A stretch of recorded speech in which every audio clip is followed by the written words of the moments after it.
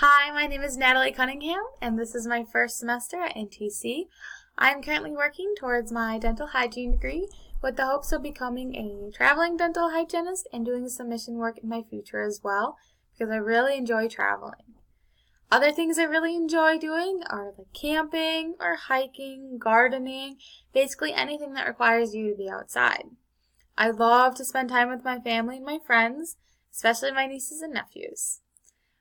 More things that I like doing are watching that 70s show and Friends on days that I'm feeling a little lazy. So I have had some experience public speaking. I was in 4-H and FFA and my high school musicals as well.